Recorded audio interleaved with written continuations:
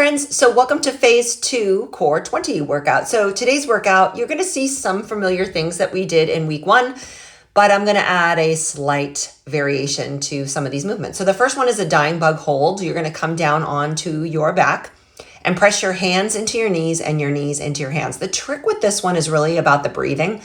So think like 50-50 pressure, hands to knees. So you're pressing your hands into your knees, also pressing your knees into the hand with about equal amounts of pressure. And then as you breathe in, take a really deep breath that goes like all the way down to your belly. And then as you exhale, follow that exhalation literally all the way out until you are on empty, maintaining the pressure on your hands and knees and pulling your belly button down toward your lower back. That is where the exercise is. So you're going to do about 10 cycles of that, I think, within the time frame. Again, steady breath is the trick with that. You want to make sure that you are breathing deeply and fully on every rep. Next up is a tabletop crunch, and people will tell you, oh, don't do crunches. So if you are prone to osteoporosis, your better version would be a dying bug where your legs are in this position and you're only moving your arms. But for those of you that are okay to do this, again, the range of motion is not huge here. I am resting my head in my hands, and as I lift my shoulders up, I'm lifting my body up with my core, not with my hands. So think about you're just creating almost a hammock with your hands rather than lifting your head with your hands. And there is a nuanced difference, but it is a difference. And this is the way that you'll train yourself to do those properly.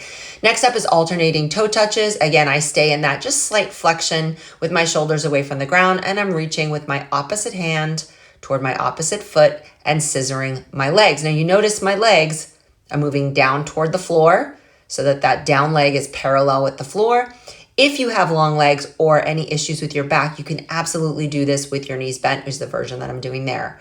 Bird dog crunch is our next exercise. We did this one in phase 1, opposite arm, opposite leg. Here I'm adding a crunch to it. So I'm drawing that elbow toward the knee, squeezing. You can notice that my back is rounding a little bit. So I'm almost like tucking and squeezing my abs as I pull that knee toward my elbow.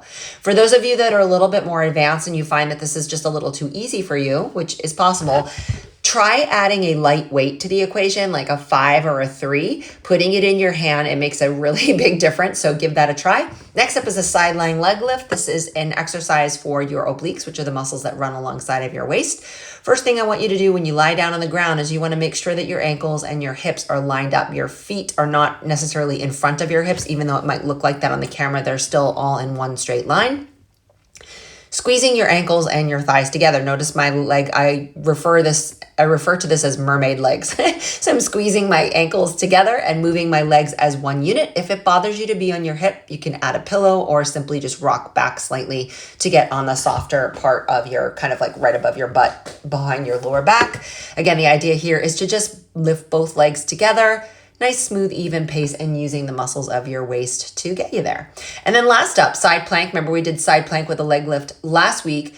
This week, we're going to do it with the knee on the ground, which is surprisingly challenging on your glute muscle. You're going to lift the top leg, keep the ankle level with your hip, and then lower your hip down to the ground and lift it back up using the strength of your waist.